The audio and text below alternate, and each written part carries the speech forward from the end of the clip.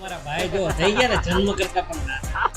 જય શ્રી કૃષ્ણ બધાને. પછી તો મેં ભેળ બનાવીને આજે શનિવાર છે તો નાઈટ આઉટ કરવા માટે પહોંચી ગયા અમારા ભાઈના ઘરે. પણ કોને ખબર હતી કે આટલી બધી મોજ ને મસ્તી કરી જાય. ગાડી આવી અમારી સંજયભાઈ ની ગાડી. હો ભાઈ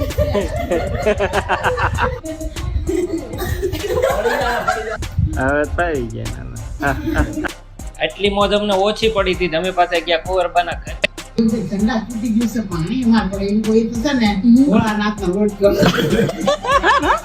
પણ એ 12-15 રૂમોમાં ઘસટ બોલતી હોય, એક એક રૂમમાં 10 જમવા વાળા આખો ભાઈ ગયો એ બાઈ જણા કકડાઈ ગયો ખા ક્યાં કરો દેરમાં તો ક્વોલિટી આવવાનું ચાલુ થઈ ને કે તો એને